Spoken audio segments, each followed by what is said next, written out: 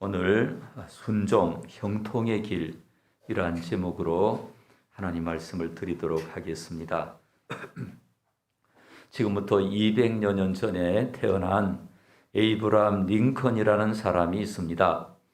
이분이 아주 존경받는 대통령인데 대통령 했다고 다 존경받는 건 아니죠. 어린 시절에 이러한 이야기가 있습니다. 이웃집에 책을 빌려다가 이웃 농장에서 책을 빌려다가 보았는데 통나무집에 거하였기 때문에 막 비가 와가지고 통나무집을 온통 적셔버리고 책도 다 젖어버렸습니다. 그래서 링컨이 그 책 주인에게 가서 이 책을 내가 변상을 해야 되니까 변상하는 대신에 내가 일을 해드리겠다. 주인이 감동하지 않았습니까? 그러니까 감동했겠죠. 그리고 또 링컨이 가게의 점원이었었습니다. 가게 젊은 시절에 가게 점포에 점원으로 취직을 해서 일하고 있는데 저녁이 되어서 돈을 계산을 하는데 돈이 남아요. 돈이 남아서 우리 같으면 자기 호주머니 넣을 수도 있고 뭐 이렇게 젊은이들이 그럴 수도 있지만은 이거 아니다 하고 조사를 해보니까 4km 떨어져 있는 할머니 한 분이 거스름돈을 안 받아간 것을 알고 그 4km를 뛰어가서 전달하고 왔다는 감동적인 이야기가 있습니다. 여러분, 첫째는 하나님의 은혜고 둘째는 에이브라함 링컨의 정직하고 진실하고 성실한 모습 때문에 한 시대 큰 일을 감당하지 않았을까 이렇게 생각해 봅니다.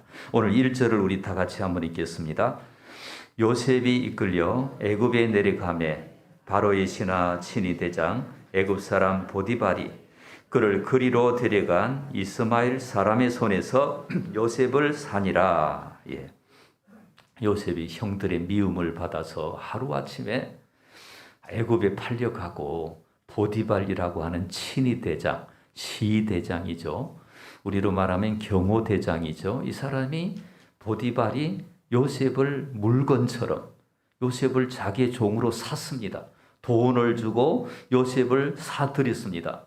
그러니까 요셉은 하루아침에 엊그제는 왕자처럼 채색 옷을 입고 부모님의 사랑을 받고 참 부잣집에서 아무 거리낌 없이 아무 부족함 없이 살았던 요셉이 하루아침에 노예가 되어서 이렇게 종으로 팔렸으니 그 절망감이 얼마나 크겠습니까?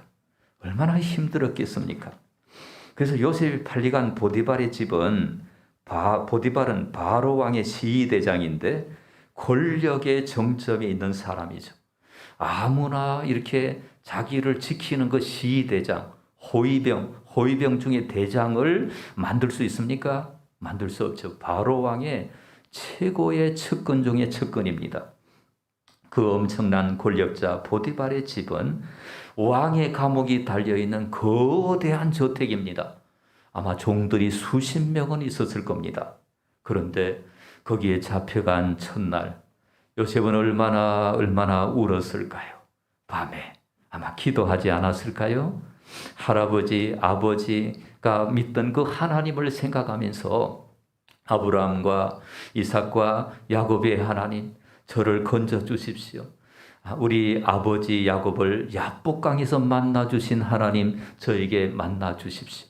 우리 할아버지 이삭을 모리아 산에서 칼에서 건져 주신 하나님, 나를 만나 주십시오. 이러면서 나를 건져 주십시오라고 기도하지 않았을까요? 이것을 생각하면 믿음이 다음 세대들에게 전달되는 것이 굉장히 중요한 거예요. 요셉이 17살이지만은 그 부모로부터 믿음을 전수받았어요. 자립신앙이에요. 그러니까 그 자녀들에게 믿음이 전달된다는 것은 굉장한 일이에요. 자기 스스로 하나님을 찾을 수 있는 그런 사람이 되도록 우리가 만들어야 합니다. 자, 2절과 3절을 우리 다 함께 읽도록 하겠습니다. 시작.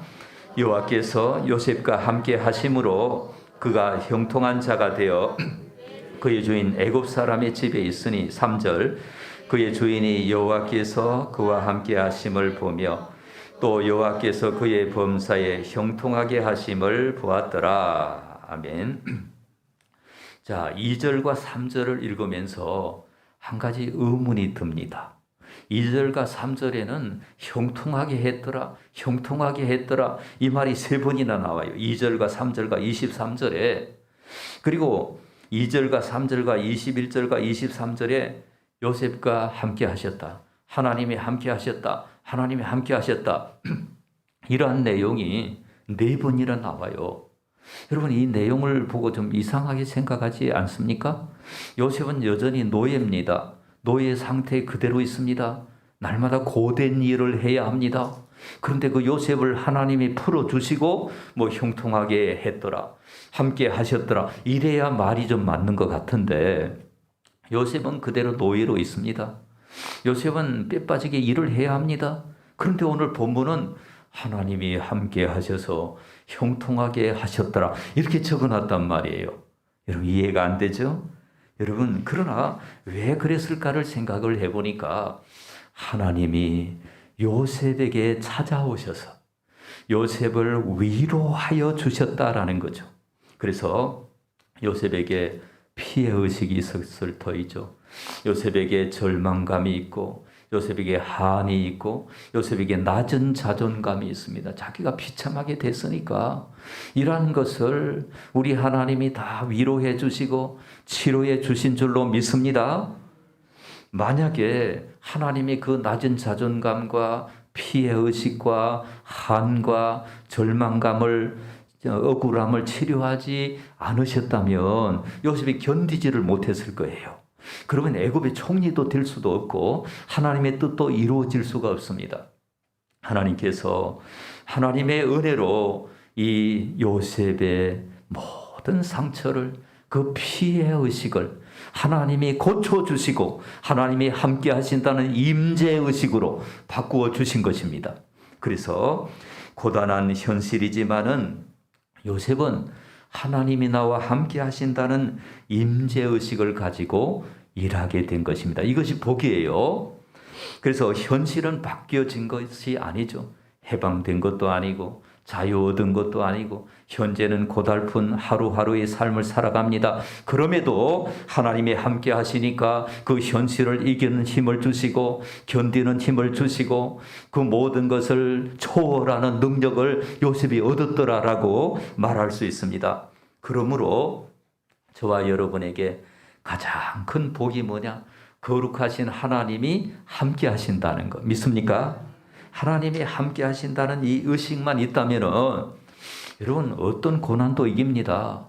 우울증도 이기고 죄도 이깁니다. 하나님이 나와 함께 하신다는 의식을 갖고 있으면은 외로움도 이기고요, 어려움도 이깁니다. 위기도 뛰어넘습니다. 그래서 오늘 하나님이 저와 여러분에게 함께 하신다는 이 인식이 반드시 필요하다, 이렇게 말할 수 있습니다. 왜 그러느냐? 세상은 험하기 때문에, 또 세상은 한이 많기 때문에, 사람들은 상처가 많기 때문에, 제가 고등학교 때 옆 책상에 앉은 그 친구가 조용필의 한마는 이 세상, 그거 있죠? 그거를 잘 불렀어요. 마지막에 한 500년 나오더라고요. 그러니까 여러분, 한이 많고 한 500년 산다고 한들 그게 무슨 의미가 있겠습니까? 그죠? 한을 고치고 한 500년 아니라 100년 사는 것이 낫지, 한 속에서 500년 사는 것이 무슨 의미가 있겠습니까? 여러분, 중요한 것은 예수 믿는 사람은 엄청난 유익이 있다는 것입니다. 치료받을 수 있다는 것이죠. 한이 변하여 감사가 되고, 슬픔이 변하여 기쁨이 되고, 억울함이 변하여 찬송이 되고, 한숨이 변하여 노래가 되고, 할렐루야! 예수 믿으면 변화가 일어나는 거예요. 왜냐하면 하나님이 함께 하시기 때문에. 그래서 요셉이 노예지만은 자유를 누리는 거, 자유를, 마음의 평안을 누리는 겁니다. 여러분, 빌립보서 1장 12절에 보니까 바울이 뭐라고 했느냐면은, 형제들아, 내가 당한 일이 도리어 복음 전파의 진전이 된 줄을 너희가 알기를 원하노라. 자기가 당한 일이 진전이 되었다는 겁니다. 당한 일은 억울한 일이죠. 어쩔 수 없는 일이에요. 그것이 발전이 됐다는 거예요. 그래서 여러분, 바울의 생애를 가만히 보면 기가 막힌 은혜를 받은 거예요. 하나님이 함께 하시니까. 사도행전 27장에 보니까 바울이 타고 가던 배가 276명 알렉산드리아라고 하는 거대한 배를 타고 로마로 가고 있습니다. 로마로. 근데 유라굴라라는 태풍이 불어서 그 배를 막 요동시키는데요. 그 배 안에 탄 276명 바울 일행을 제외한 그 수많은 사람들은 14일 동안 식음을 전폐하고 두려워 벌벌벌 떨면서 그렇게 견디는 거죠. 그러나 그 배 안에서 유일하게 마음의 평정을 유지하는 사람은 바울입니다. 바울이 그 제수의 몸이지만은 거기서 많은 사람들에게 여러분 이제 안심하라. 하나님이 나와 함께 하신다. 음식을 먹으세요. 마치 그 사령관 같아요. 제수가. 왜? 하나님이 함께 하시는 것을 믿기 때문에. 할렐루야. 하나님이 함께 하신다는 걸 바울이 믿기 때문에 자기는 무엇을 들었습니까? 하나님 약속을 받았죠. 너는 로마에 가야 하리라. 죽었다 깨나도 가는 거죠. 이 바울은 평안했습니다. 여러분, 하나님이 함께 하시는 사람이 되시기를 주님의 이름으로 축원합니다. 여러분, 제임스 파이커라는 사람이 이렇게 이야기를 했습니다. 하나님이 우리와 함께 하신다는 임재의식이야말로 고단한 삶을 보람 있는 삶으로 바꾸는 비결이다. 하나님 우리와 함께 하시는 임재의식이 있으면 우리의 삶이 고단하고 힘들고 우리가 이거 어쩔 수 없는 삶이라도 이 삶을 보람 있는 삶으로 바꾸는 능력이 된다는 것입니다. 우리가 어쩔 수 없이 산다라고 생각하는 분은 없습니까? 아이고, 내가 힘들어도 그냥 견디며 사는 거지. 이렇게 생각하는 분은 없습니까? 여러분, 하나님이 함께 하시는, 하나님 나와 함께 하여 주세요. 하나님 나를 도와주세요. 이렇게 기도할 수 있기를 바랍니다. 그러니까 예수 믿으면서 가장 참 안타까운 사람이 뭐냐? 하나님의 임재의식이 없이 예수 믿는 거예요. 그러니까 예수 믿은 사람은 하나님의 임재의식이 있어야 돼. 하나님 나와 함께 하신다는 걸 믿고 어떤 상황에서도 하나님의 은혜 속에 들어갈 수 있기를 바랍니다. 하나님께로 가까이 가는 거예요. 하나님께로 더 가까이 갑니다. 고통 가운데 계신 주님, 변함없는 주님의 크신 사랑, 영원히 주님만을 섬기리. 할렐루야. 변함없는 사랑. 하나님께로 가까이 가면 그 변함없는 사랑을 받을 수가 있습니다. 여러분, 억울한 일이 있을 때, 힘든 일이 있을 때, 말 못할 사정이 있을 때, 상처받은 일이 있을 때 기도에 집중하시기를 바랍니다. 기도하십시오. 내가 무슨 상처를 입었다. 그때부터 기도에 집중하십시오. 요셉은 아마도 이 문맥을 살펴보면 기도하는 사람이었습니다. 하나님은 기도하는 사람에게 꿈을 해석할 수 있는 능력을 주십니다. 그래서 요셉은 하나님의 은혜를 받아서 결국은 총리가 되죠. 자, 6절 하반절에 이런 말씀이 있습니다. 6절 하반절, 요셉은 용모가 뛰어나고 아름다웠더라. 자, 요셉은 뭐 했더라? 용모가 뛰어나고 아름다웠더라. 이렇게 말하고 있습니다. 자, 문맥상 왜 이런 표현이 있을까요? 용모가 빼어나고 아름다웠더라 이렇게 말하는 걸 보니까 요셉이 그 노예 상태에서 적응을 잘했다 못했다? 잘했다. 요셉이 그 상황을 잘 극복을 했다는 겁니다. 요셉이 미래에 대해서는 잘 모르는 거예요. 장차 어떤 일이 자기에게 일어날지, 장차 어떤 현실이 전개될지 미래는 모르지만 현재는 잘 적응을 했다 이렇게 말할 수 있습니다. 요셉은 상처가 없었을까요? 있었습니다. 부모 잃은 상처, 말리 타양에서 억울하게 노예살이하는 그 자체가 상처가 아니겠습니까? 그런데 요셉이 그 상처를 다 극복했기 때문에 용모가 빼어나고 아름다웠더라 이렇게 말할 수가 있는 것입니다. 만약에 요셉이 괴로워하고 불평하고 비난하고 억울해하고 그 마음속에 이것을 품었다면 이것이 얼굴이 나타납니다. 잠도 제대로 못 자고 그냥 괴로워하고 힘들어한다면 아마 우울증 같은 것에 걸릴 수도 있을 것이고 힘든 인생을 살아갈 수도 있을 것입니다. 그러나 그렇게 되면 어떻게 썼을까요? 요셉은 얼굴에 그늘이 지고 어두웠더라. 아마 이렇게 쓸 수 있을 것 같아요. 그런데 그렇게 쓰지 아니하고 용모가 빼어나고 아름다웠더라 이렇게 썼습니다. 요셉은 생기가 없고 얼굴에 병색이 돋았더라 이렇게 쓸 수도 있었으나 이렇게 쓰지 않은 이유가 뭐예요? 요셉이 잘 적응한 겁니다. 그러면은 어떻게 잘 적응할 수가 있었을까? 요셉이 그 노예 생활을 어떻게 잘 적응할 수가 있었을까? 여러분, 요셉은 자기에게 주어진 현실에 충실했습니다. 다시 말하면 믿음은 상황에 대한 순종이다. 이렇게 이재철 목사님 말씀하셨어요. 그러니까 자기에게 주어진 상황에 순종한 겁니다. 자기에게 주어진 여건에 충실한 거예요.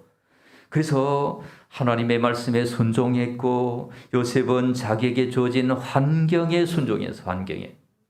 여러분, 미래를 생각하면 암울했을 거예요. 왜냐하면 자기가 계속해서 정말 어떻게 전개될까? 자기의 인생이 지금 보디발의 집에 11년을 있습니다. 11년 동안 지금 거기에 한치 앞을 내다볼 수 없는 미래를 생각하면 불안하고 두렵기도 했을 것이지만 그러나 그것은 하나님께 맡기고 현실에 충실하고 현재 상황에 순종했습니다. 이게 요셉의 비결입니다. 요셉은 17살의 종으로 팔려와서 나중에 보디발의 아내의 유혹으로 감옥에 갈 때까지 11년 동안 보디발의 집에 살았습니다. 월급을 받았습니까? 월급 안 받았습니다. 무슨 재산을 저축했습니까? 저축 안 했습니다.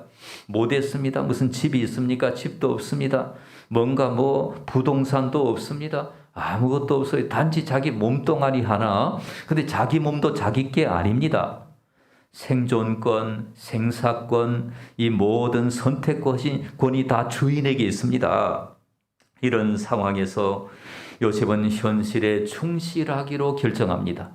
남들이 볼 때는 쟤 미친 거 아니야? 정말 이렇게 말할 수 있습니다. 허비가 아니야? 이렇게 말할 수 있습니다. 그러나 하나님 앞에서 요셉은 자기의 현실에서 충실했어요. 그랬더니 오늘 여러분 어떤 일이 벌어집니까? 자, 3절을 우리 다 같이 한번 읽겠습니다. 3절 시작. 그의 주인이 여호와께서 그와 함께 하심을 보며 또 여호와께서 그의 범사에 형통하게 하심을 보았더라. 아멘. 형통하게 하심을 보았더라. 누가 보았더라? 주인이. 여러분, 이 주인 보디발은 친위 대장이고 수년 동안, 10수년 동안 수많은 사람들을 경험해 보았던 노련하고 연륜이 깊은 그런 사람이에요. 여러분, 이 사람은 사람 다루는 전문가입니다. 그래야 경호대장이니까. 그래서 이 보디발이 볼 때 요셉이 달랐어요. 다른 종들하고는 확연하게 달랐어요. 그래서 물어봤지 않았겠습니까? 요셉, 너가 믿는 신이 누구냐? 하나님입니다. 하나님이 어떤 분이냐? 세상을 만드신 분입니다. 하나님은 살아계십니다. 아무튼 많은 대화를 했을 거예요. 너희 고향이 어디냐? 너희 부모는 어떻게 사셨냐? 너는 어떤 삶을 살아야 하느냐? 이렇게 등등 많은 걸 물어보았을 겁니다. 그리고 요셉을 경험해 보았을 겁니다. 그런 다음에 요셉에게 심부름도 시켜봤을 거예요. 저 남부 지역에 가면 도지사가 있는데 그 도지사에게 너가 심부름을 갔다 오너라. 올해 추수 토지를 다 이렇게 경작하고 또 추수할 때까지 너가 한번 계획을 세워봐라. 요셉에게 아주 중요한 일들을 다 시켜보았을 것입니다. 그리고 요셉을 1, 2년 지켜본 게 아니라 11년 동안 지켜보았죠. 내린 결론. 요셉이 믿는 하나님은 살아계신 하나님이구나 보디발이 깨닫게 된 겁니다. 보디발이 요셉을 믿어준 거죠. 자, 4절을 우리 다 같이 한번 읽겠습니다. 4절 시작. 요셉이 그의 주인에게 은혜를 입어 섬김에 그가 요셉을 가정총무로 삼고 자기의 소유를 다 그의 손에 위탁하니. 가정총무는 거기 수십 명이 있어요. 나이 많은 사람도 많아요. 근데 그 젊은 요셉을 왜 가정총무로 삼도록 했을까요? 여러분, 보디발의 집은 거대한 저택입니다. 하루에 들어가는 음식물만 해도 어마어마할 것입니다. 그걸 다 요셉이 알아서 하는 거예요. 오늘 소를 잡아야 할지, 돼지를 잡아야 할지, 오늘 뭐 곡물을 팔아와야 할지, 이런 거 다 요셉이 다 알아서 하는 겁니다. 모든 걸 다 맡겼습니다. 심지어 재정에 관한, 자기 집에 말고 재정에 관한 거 다 요셉에게 맡겼습니다. 여러분, 그러면 보디발은 요셉의 무엇을 보고 이렇게 무한 신뢰를 했을까요? 요셉이 젊고 건강하기 때문일까요? 아닙니다. 다른 젊은 사람도 많고 요셉이 막 계산을 잘하기 때문입니까? 아니에요. 계산 잘하는 사람도 많을 거예요. 요셉의 신앙 때문입니까? 그것도 아니고 요셉이 말을 잘해서 그랬습니까? 그것도 아니고 여러분, 요셉의 무엇을 보고 보디발이 무한 신뢰했느냐? 요셉의 도덕성이었습니다. 요셉의 높은 윤리의식. 요셉은 어떤 일이 있더라도 남을 속이지 않았습니다. 사람이 보든 안 보든 성실했습니다. 요셉은 말이죠, 남다른 정직성이 있어서요. 그러니까 요셉은 자기에게 맡은 일은 철저하게 그 일을 책임적으로 완수하는 그런 모습, 성실한 모습을 보고 요셉, 너가 우리 집의 가정총무가 되어야 하겠다. 보디발이 인정을 한 것입니다. 여러분, 오늘 우리에게 주시는 말씀이 두 가지입니다. 우리에게 주어진 상황이 억울해도 그 억울한 상황에 충실할 수 있느냐? 그 상황에 하나님의 말씀을 믿고 순종할 수 있느냐? 두 번째는 윤리 명령입니다. 여러분, 많은 분들이 교회에 나오시지만 성경을 처음부터 창세기부터 계시록까지 자세히 공부하지 않았기 때문에 성경에 윤리 명령이 있다는 걸 잘 모릅니다. 성경에는 윤리 명령이 있습니다. 여러분, 우리가 구원받았죠? 구원받은 우리들에게는, 영생을 얻은 우리들에게는 하나님의 말씀에 순종해야 되는 의무가 있습니다. 우리에게는 하나님 이렇게 말씀하시죠. 너 구원받았니? 그러면 내 말을 좀 지켜봐. 이렇게 말하고 계십니다.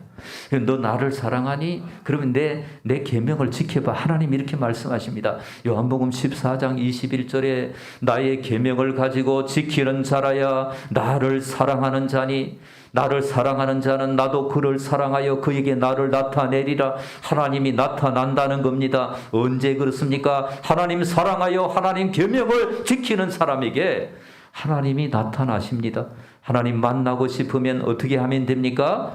하나님 말씀 순종하면 되네요. 순종. 요셉이 이렇게 위대한 일을 하고 이렇게 큰 일을 하는 이유가 뭡니까? 하나님 말씀에 순종했습니다. 순종. 그래서 10계명을 보면은 1계명부터 4계명까지는 하나님을 사랑하고 섬기는 것. 그리고 5계명부터 10계명까지는 이웃을 사랑하고 섬기는 것. 이웃을 사랑하고 섬길 때 뭐 살인하지 말라, 간음하지 말라, 도둑질하지 말라, 탐내지 말라. 이게 다 윤리입니다. 윤리. 이게 다 도덕성입니다. 이웃을 사랑하는 것. 그래서 이 명령에 우리는 순종해야 합니다. 여러분, 그 명령에 순종하면 어떤 일이 발생합니까? 에이브라함 링컨처럼 사람들이 마음을 얻습니다. 하나님도 그를 사랑하시고요. 그러니 여러분, 우리가 높은 도덕성을 지니고 살아간다면 하나님이 좋은 사람들을 만나게 하십니다. 오늘 요셉에게는 보디발을 만나게 하시고 나중에 바로왕을 만나게 하시고 나중에 총리가 되게 하시고, 하나님이 요셉이 그냥 꿈 한번 잘 꾸어가지고 총리가 된 것이 아니고 하나님 앞에 높은 도덕성을 지녔기 때문에 이러한 하나님의 은혜를 입게 된 것입니다. 할렐루야. 그리고 요셉이 감옥에 들어갔어도 감옥에서도 인정을 받아요. 감옥에서 재반 사물을 누가 다 봅니까? 요셉이 봅니다.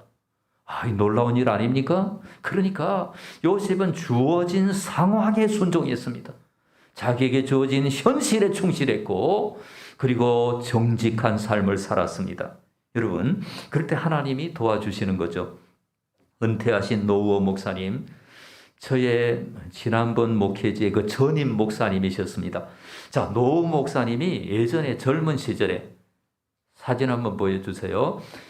노우 목사님이 젊은 시절에 부산의 초량동에 가서 거기에서 목공소에서 목수일을 배웠습니다. 목수일을 배우는데 거기에는 직원들이 많아요. 직원들이 여러 명 있고 그 목공소 사장의 아들도 직원이에요.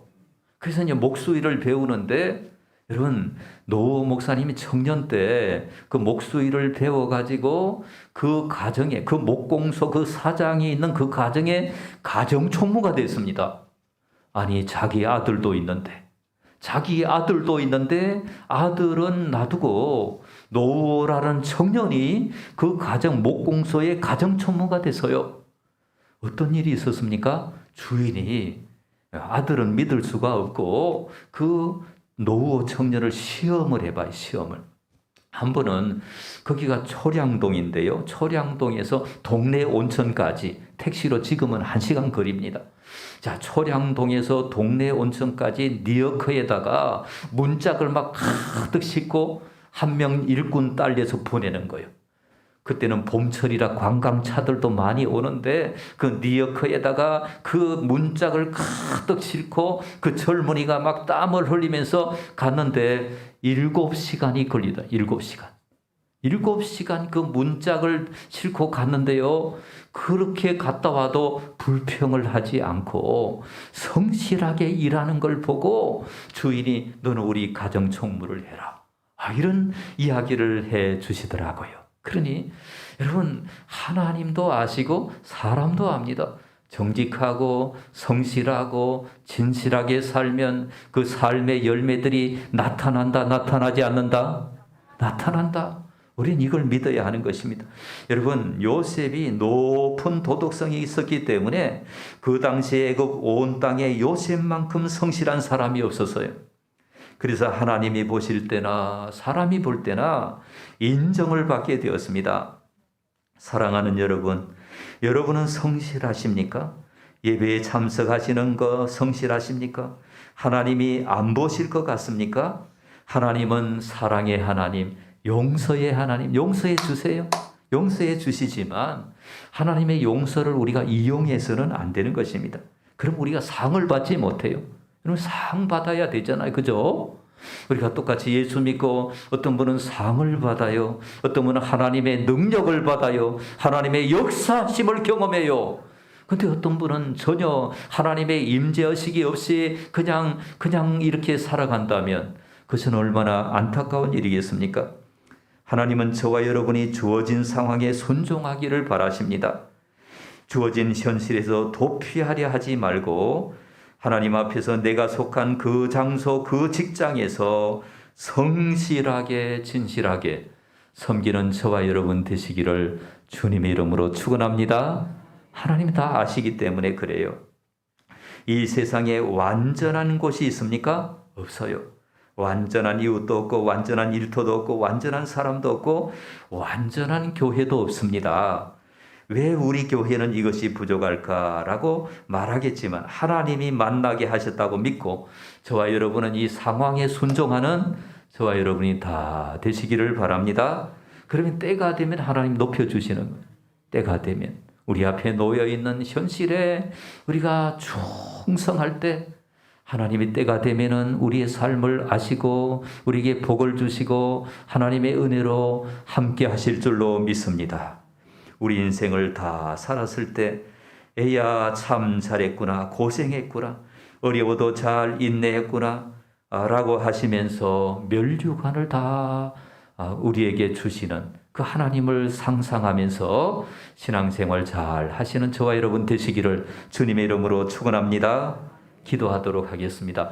자, 오늘 말씀을 기억하면서 우리 1분간 기도하도록 하겠습니다. 우리가 하나님 앞에 정직하고 진실하고 성실하게 우리가 맡은 바 일들을 감당하겠습니다. 하나님 도와주십시오. 하나님 앞에서 살아가겠습니다. 우리 다 같이 기도하도록 하겠습니다. 주님 사랑합니다.